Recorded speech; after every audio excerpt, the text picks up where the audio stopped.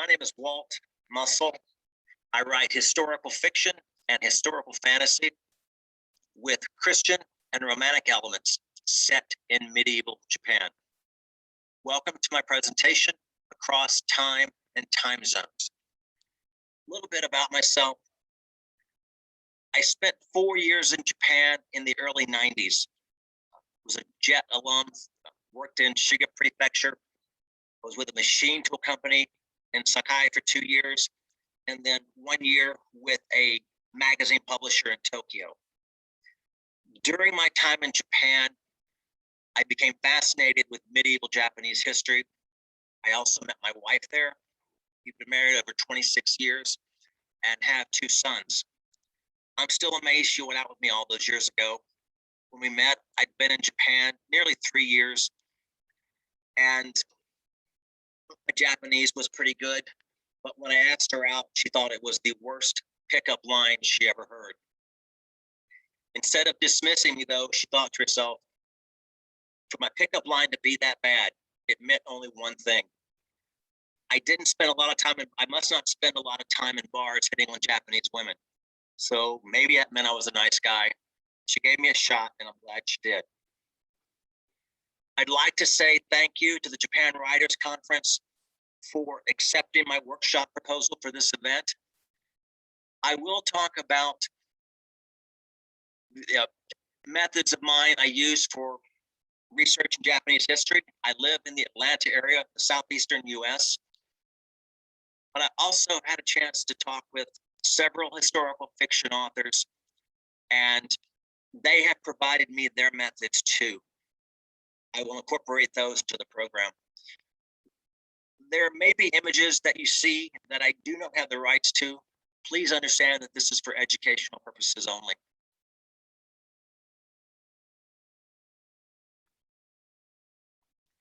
I'd like to begin with a quote from Joh Rowland. Ms. Rowland has 2 hugely successful historical fiction series, one set in 17th century Tokyo, and then one in Victorian England.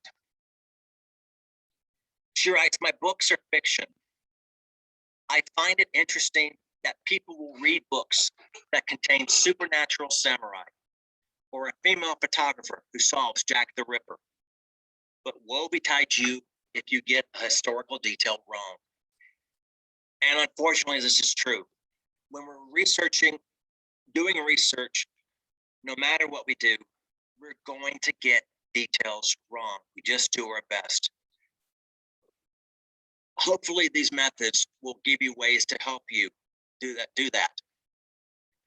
So start with the question, what is the most important English language historical work with a Japanese setting? I realize it's a convoluted question, but I wanted to say it in such a way that I remove Japanese language books by Japanese authors of historical fiction. In my opinion, it's Shogun. Shogun was published in 75. It is the first novel chronologically in Clavel's Asian Saga series. It's not the first work he published. He published King Rat first. But Shogun was so popular, it was made into a TV miniseries, I think in 1980. I remember watching it. There's a subplot in Shogun that doesn't make the miniseries that still makes me teary-eyed to think about. This was a wonderful book. It also had mistakes.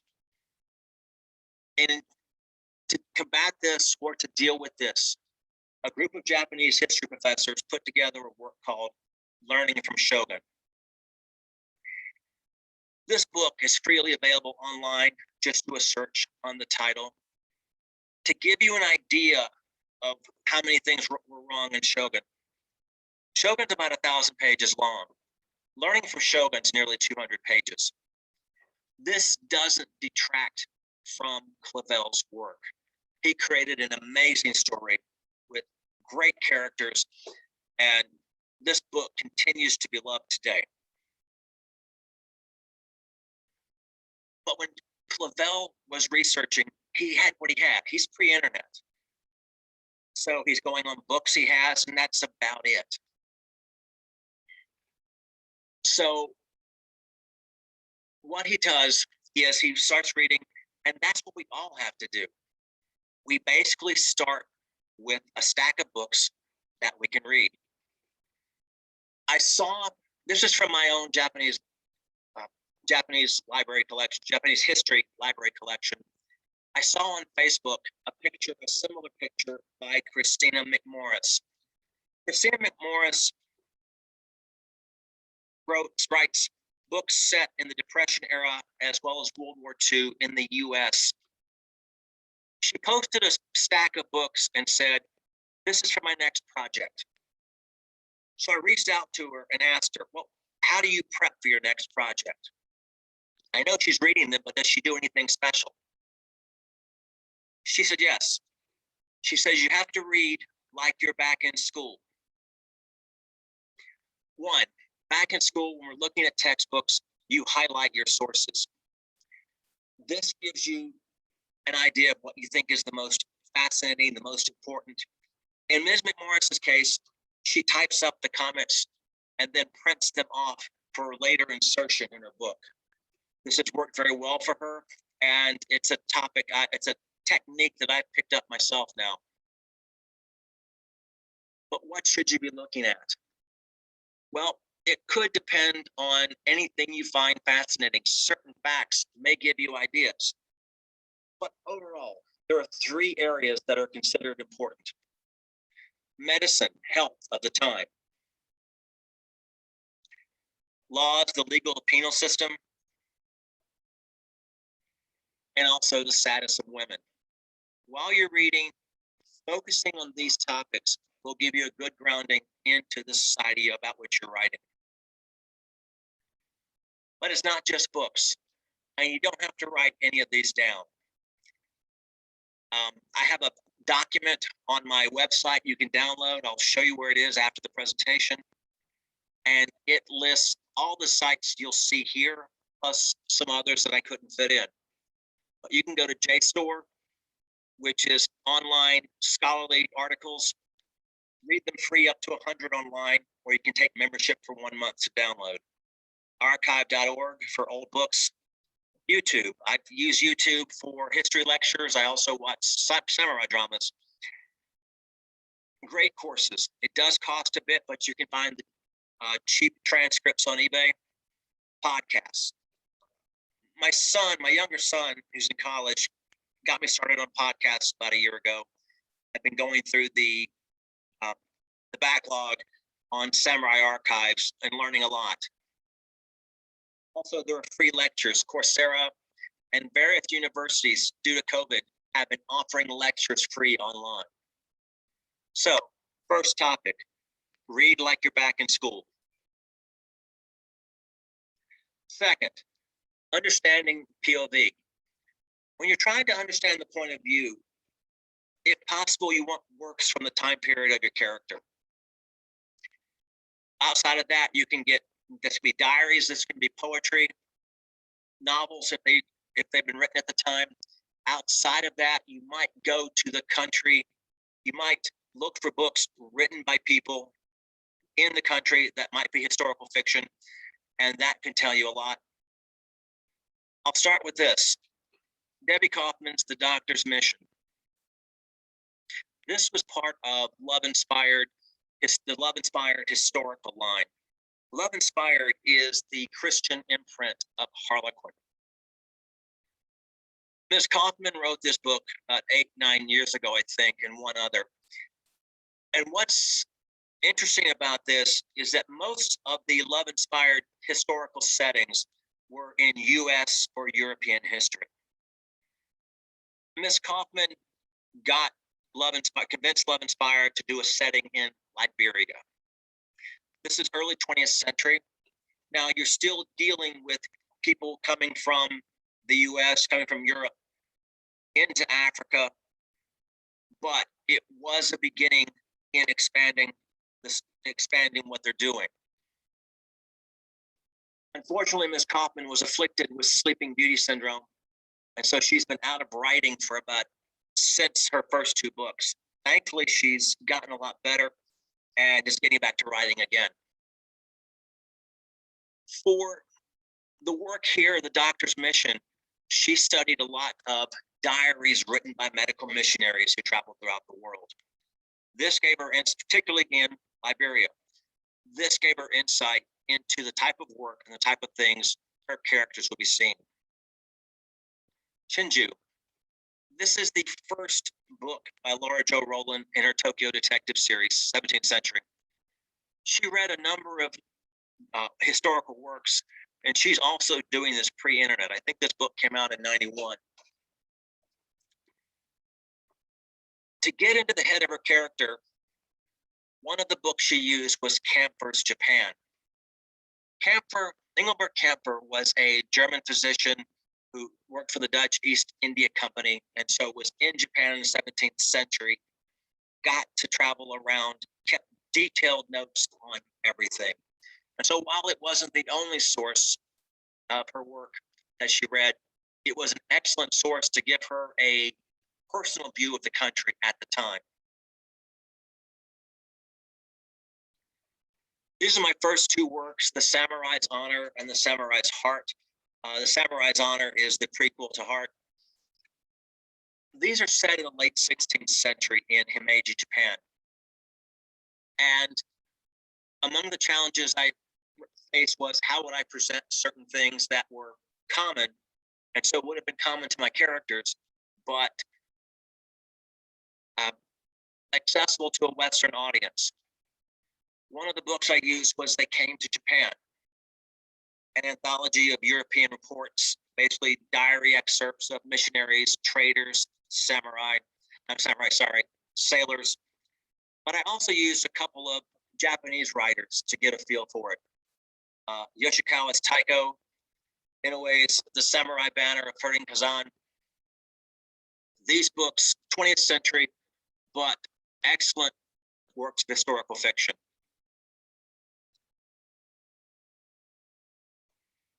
This is Butterfly Swords by Jeannie Lin. This was part of the Harlequin historical line. It was part of Ms. Lin's Tang Dynasty series. And Tang Dynasty is roughly 600 to 900 CE, so between the Asuka period and the Heian period. Back this time, there are no novels because the first novel was written in the 11th century. But you've got a lot of things you can do to get into the head of your character. So she read Confucius, and she also read a book called Banzhao's Lessons for Women. And I probably pronounced that name wrong, but it basically what was a woman expected to do in that time period. And then we go to Tosca Lee's Iscariot. Iscariot was chosen, I believe, as the best work of Christian fiction in 2013, if I remember correctly. If I remember the year correctly. She read many books to get into the head of Judas. But a couple of things that stood out to her. The works of Flavius Josephus, who was a historian of the time period, and so had some understanding of what was going on. And then the Mishnah, a book that any devout Jew of the first century would have been familiar with and would have operated his life under. Before I end this section, I'm going to bring up one last debate, and I'll say up front, this is not my area of expertise. One of the challenges as writers is when you might be trying to write the character, the POV of a character who comes from a marginalized part of society. Piper Huguley, who writes 19th century fiction, 19th century American fiction with characters of African descent, brought it up to me as this. Dr. Huguley said, you look at, it's the Heart of Darkness versus the Things Fall Apart debate. Both of these books are considered classics. Both of them deal with colonization in Africa about the same time. But Conrad's tells it from the point of view of the Europeans. Achebe tells it from the point of view of the African people. So of the societies within Africa. And Achebe also referred to Conrad's book as racist. There's an essay on there. There's an essay online if you want to look for it.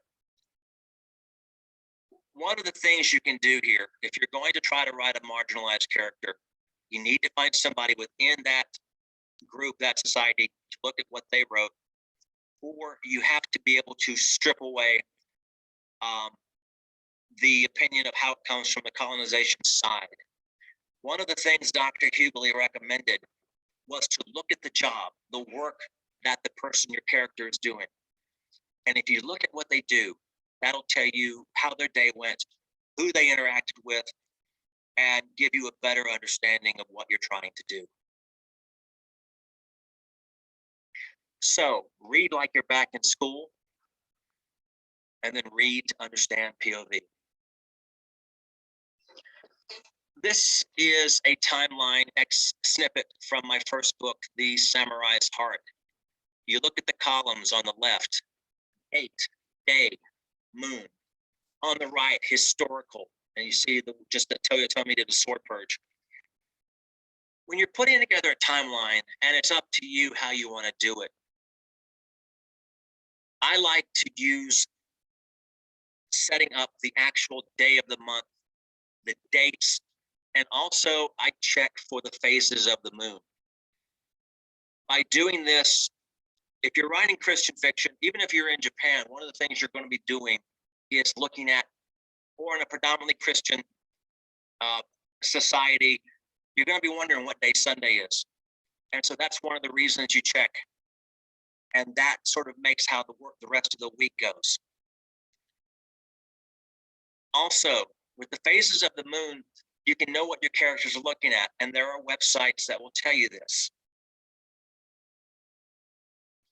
Some of the websites, timeanddate.com for calendar and days of the week. Astropixels will tell you the phases of the moon. But then you have the events. As you go back in history, your events are going to get less and less. And so you're going to have to basically see an event here, see an event a little bit later, and try to draw something from it. I'll show you what I mean. This is from author Sarah Sundin. Best-selling author, writes Christian fiction set in the European theater during World War II. You see March 1st, 1943, all the details she has. This is something that's possible because it's more recent to us for knowledge. And so you can come up with this type of data. At the same time, I asked her, I said, do you still make mistakes? Because this was amazing to me. And she said, yes, every book, she gets things wrong. Another way you can do is there's this software program called Aeon. It's used primarily by program managers, but some authors have been adopting it for using their timelines.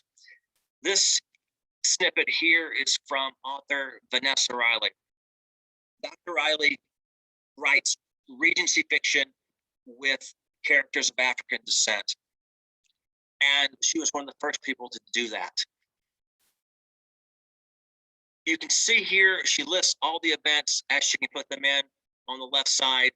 On the right, you can see her characters and how they're interacting. Dr. Riley this summer released Island Queen. If you've seen any list of top 10 books or summer reads, Island Queen is probably on it. Great book about a former slave who got manumission, and basically the change she made both in the Caribbean and in England as well. Dr. Riley's website has a lot more information. You can see how much she does if you go there. So vanessariley.com, but a lot of different history that you can do for a timeline. Other events in time. You see here what I think are the two most famous Buddhas in Japan, the Nara Buddha on the left and the Kamakura Buddha on the right. these have been through fires, they've been through other catastrophic events, and some of these things are recorded. I think the Buddha on the left even lost its head once. But the one thing I want to point out is the Kamakura Buddha on the right. It was first made of wood, then shifted to metal. 2 or 3 buildings destroyed by fire. Don't know how those fires were started, but they were. I mean, it was destroyed. And then in 1498, an earthquake rearranged part of Japan's western coastline. It created a tsunami that wiped out the building that housed the Kamakura Buddha. And at that point, they just left it outside. There are websites that you can do things to find earthquakes. You can find tsunami going back thousands of years. You can also find eclipses. What's an eclipse do for you? Well, solar eclipses, I don't know how often they happen. I think lunar eclipses happen every 2 years. And in Japan, you have that lunar eclipses tended to portend earthquakes. So that was something you could use for your books. Lastly, as I said earlier, when you start going back in time, you start getting events here, and you're trying to draw things in between. I've got 2 projects I'm working on. One set in 1580, Osaka 1580, and then one set in Osaka 1590. The one set in 1580, Osaka changed in those 10 years. It changed a lot. I'll give you 2 things. Construction and population. What happened to the city? Well, in 1580, there was a temple called Ishiyama Hondaji. It had been under siege for 10 years by Oda Nobunaga. In 1580, the monks surrendered, the temple was razed. And at the time of 1580, the population was estimates around 20,000. In 1590, there's a new building there. Hideyoshi ordered the building of Osaka Castle in 1583.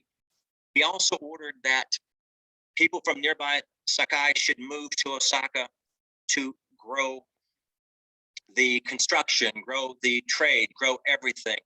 And so you had a huge increase. I don't know what it was in 1590. Low estimates are roughly 100,000 by 1600 in Osaka. I mean, so you had a city that was known for being almost less than a millennia ago, the capital of Japan for 100 years, and had a still an elite vibe. And now you've got a worker, a tradesman vibe that comes into the city, totally different. So researching suggestions, the first 2, keep a timeline.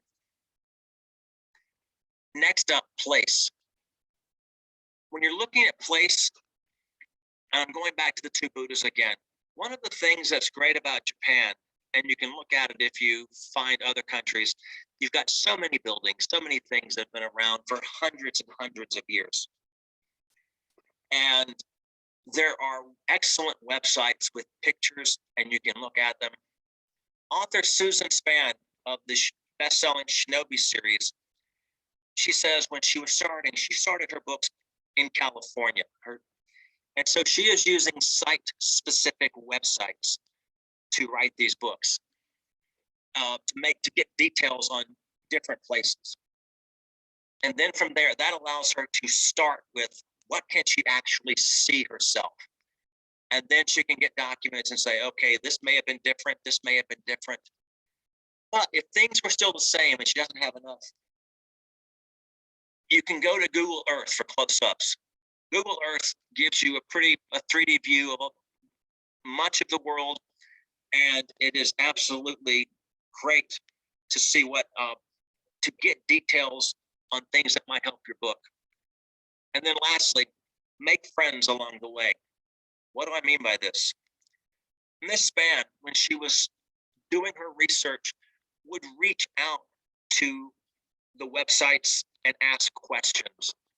And they loved her interest, and they would write her back, and then people would offer to take pictures.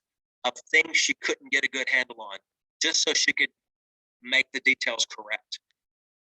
There are other ways to do that. There are on Facebook a number of groups with historical interest that you could look at. Also historical authors. For myself, I belong to a group called Authors of Asian Novels. If any of you are interested, any of you write Asian-based fiction, please look us up. We'd love to have you. But this is a way to talk to other people who might have information that you need. At the same time, you might have information that you can contribute to them. It is a give and take. It is something you should be looking at. It is very helpful. So in addition to the first three, you want to confirm details on place. This is my book, A Second Chance. A Second Chance, I released 2 months ago. This book, when I said I had a project in Osaka 1580, that's the sequel to A Second Chance is what that is. For A Second Chance, you have a character who's from a Japanese American from the Atlanta area who crashes into a lake and wakes up in 1577. One of the things I did with this was I knew a lot of the history, but I didn't know a lot. I hadn't really done a great study of some of the intricate details. So I looked at something like this, Japan's Golden Age, Momoyama. This book, wonderful book, I found it in the Los Angeles Library. Pictures of screens, cups, utensils, artwork. In particular, teacups play a sizable role in my book, A Second Chance. I get to talk about places. I get to talk about where the pottery came from, how it changed, and get to bring that out. Because my character is a contemporary coming back to Japan. She gets it explained to her, and then I have a lot of details in the back of the book explaining where things actually come from. But this isn't the only area. You've got museums.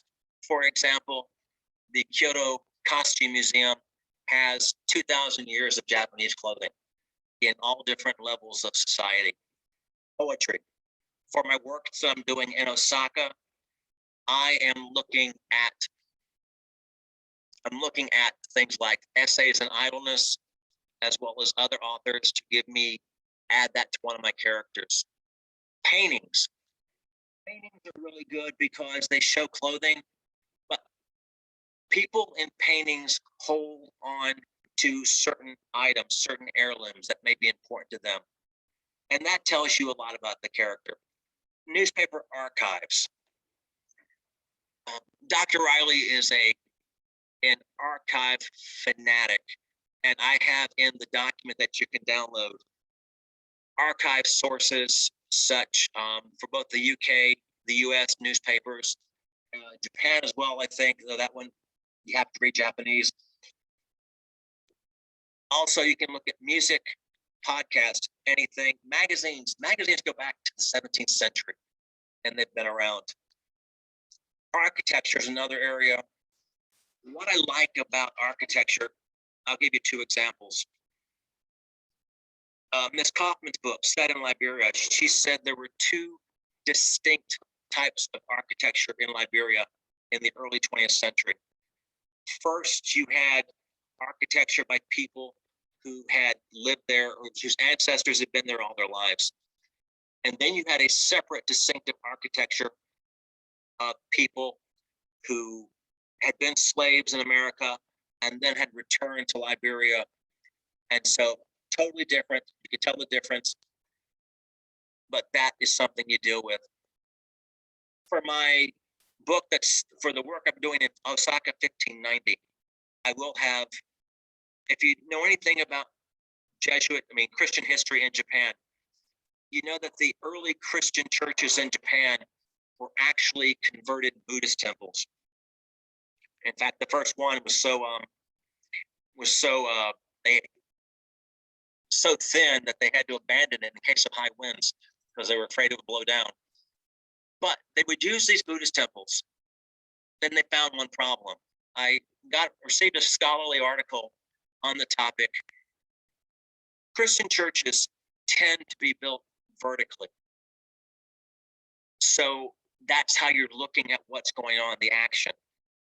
Buddhist temples tend to be built horizontally, a very different focus, and also very different in how the way you look at them. In fact, for a lot of places, the only way, since they were using converted Buddhist temples, the only way you would tell the difference, because a Buddhist temple now had a cross on top. But this is one of the things that you can look at. Again, I mentioned heirlooms, birth records if you can get them, and libraries. What about libraries? Well, in Georgia, for example, and this, I mention it so that it may be available. It may be available in other areas. I can look up a book that I can find maybe at a university. And it's one of those books that cost, I don't know, huge amounts of money, and all you really need is half of a chapter. You can request to borrow it from the university. They will send it to your library of choice for a small fee, and either you can take it home for 3 weeks, or you can review it in the library. They'll keep it there for you, and you're allowed to come in and review it until you're done.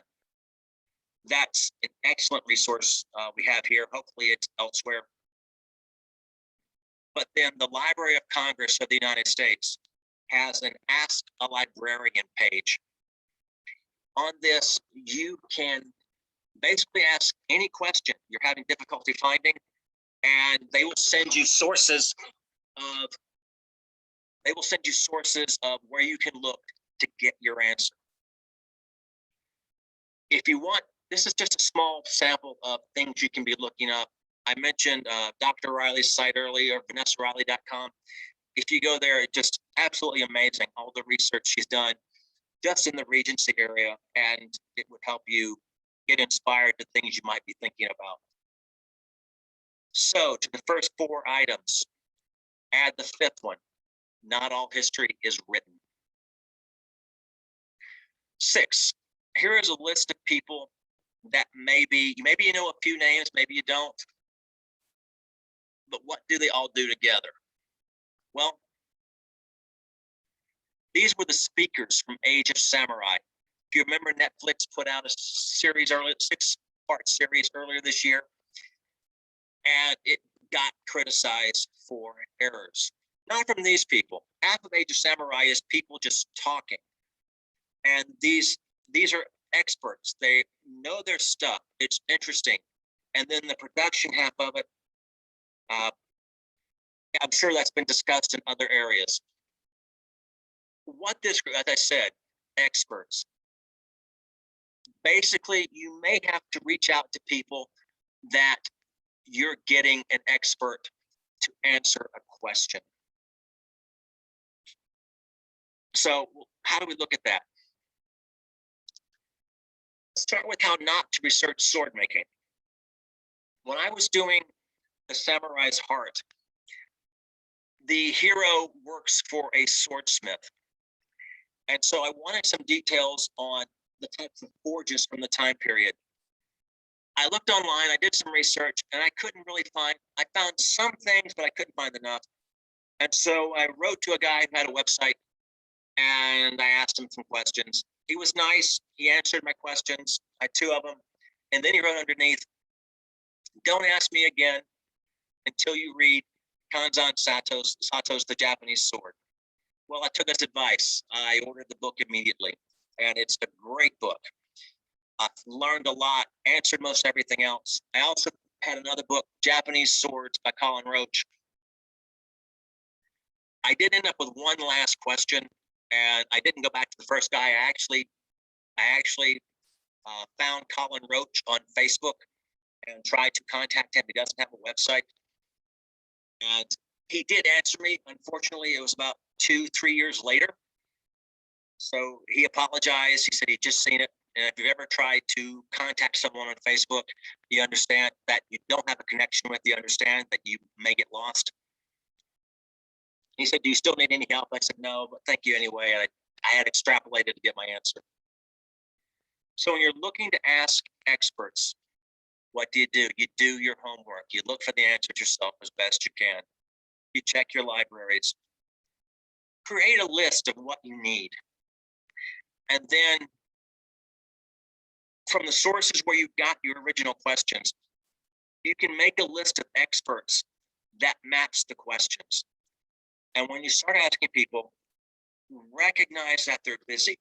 You keep the questions few as possible, 1, 2. And if they create something, if it creates a relationship, then you can go back and ask more, but just respect their time. And lastly, you may recognize you may only get one shot. What do I mean by that? For my books, The Samurai's Heart, The Samurai's Honor, everybody knows the setting is a Meiji castle. And everyone knows that a Meiji castle, 6 stories, white castle, but that's 17th century reconstruction. It's after the time period of both my books. For The Samurai's Heart, Meiji Castle is only 3 stories tall. For Samurai's Honor, it's not even that tall yet. And so I leave it kind of vague. And there's also a possibility that it may not have even been white. So I reached out to Stephen Turnbull and I asked him, does he know if Meiji Castle was possibly black in the 16th century? It would match other castles in the area. And didn't hear back from him. I thought, okay, he's busy or didn't see it. 3 weeks later, he sends me a note. I've looked through everything I've got, and I can't find anything that definitively says yes or no. However, here's a source in Japan. Try them. And I thanked him very much. And I went from there. And I also, Dr. Turnbull was very nice. I even sent him a copy of the book later as a thank you. But you have to recognize that you may only get one shot, as I said. Dr. Turnbull answered, and he actually answered to let me send him a book.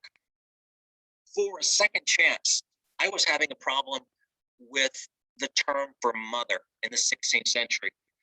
I had 3 possible answers, and I wasn't sure about one. I was leaning to one, wasn't sure. So I reached out to a couple of experts from Age of Samurai. One, a professor, an American professor at a Japanese university. Didn't hear back from him. I found him on LinkedIn. I'm third contact. Sometimes can't reach anybody that way. But then I found Dr. Tomoko Kitagawa. And she is an author herself, nonfiction, professor at Harvard, I believe. And she has her own website. I reached out to her. A day later, I got the answer to my question. None of the above. Here's the term you use. Good luck. I thanked her very much. And when the book came out, I reached out to her again, and I offered to send her a copy. I did it 2 or 3 times. So I look at what happened and said, I got lucky that I was able to get her the first time. She had her own book come out recently of this fall, and so she's probably extremely busy. And like I said, I got lucky. So to these 5 things, add one more: ask experts. So there are different types of historical fiction. Errors in historical fiction, yes. Errors made by the author. This is something we all are going to do. Like I said, we're going to make errors in every book. Errors made by the reader, that's a different topic. There are 2 things you're looking at here. One, errors that you create in the reader's head, and errors that the reader already has in their head. One, let's think of that you create. Miss Spann, in one of her Shinobi books, it takes place in the middle of winter in a Buddhist temple complex. So she comes in, and when you come into the building, there are braziers lining the walls to keep the place warm. Now, if you're writing Japanese fiction or any fiction set in that's where the country speaks another language, you like to use words from that country if you can. And the actual 16th century term for a brazier is a well-known word today. Unfortunately, it's hibachi. So when I asked Ms. Spann about that, did she choose, was there a reason she did, because everybody would know the term, and said, yeah, it's because you would create the image of coming into a building and the wall is lined with barbecues. So you try to avoid that unless you can specifically explain. 2, other types. As I mentioned, I got the projects in Osaka. This is what Osaka Castle looks like today. Know it well. But there's a famous painting of what Osaka Castle looked like in the 16th century. Looks a little different. And this is what you have to get across. People may be thinking, like Himeji Castle, 6 stories versus 3 stories. Osaka Castle, white versus black. You've got to be very adept at how you explain it. And then what is also beneficial, and I got this idea from the book I mentioned earlier, The Samurai Banner of Furin Kazan, where, and it's not the first work of Japanese fiction where I've seen it, where people assume that the Western readers are not familiar with certain parts of the Japanese culture. And so there's a huge detail of notes in the back. And that's a process I've adopted to explain a lot of things. And in fact, as I've written, my most recent book, A Second Chance, has, I think, between 8 and 10 pages of explanations on where things came in from history. So these are things you can do to allow yourself to present that. Are there any questions? Well, please contact me. You can say walt@waltmuscle.com. You can also go to my website, Facebook, Twitter, Instagram, YouTube. Search my name. I have a series on Japan's Christian history, a series of videos that you might find interesting. Special thanks to all the authors that provided their time, helped me with, and provided with their own tips. I really appreciate it. And for a list of sites, you can check waltmuscle.com presentations. Like I said, there is a document there you can download. And if you're interested in my books, The Samurai's Honor, The Samurai's Heart, available in print and ebook on Amazon. And then The Samurai's Heart is available in print on, you can order it from any bookstore. A Second Chance is also about on all ebook platforms and some print platforms. So it's the first time I've done not just strictly Amazon, but The Second Chance. Thank you again to the Japan Writers Conference for helping, accepting a proposal. I hope you enjoyed it. And if you have any questions, please do reach out to me. I would love to hear from you. And corrections as well. I'd love to hear that too, because I'm sure I've said something that I may have mistaken or just left out of the presentation. Thank you very much.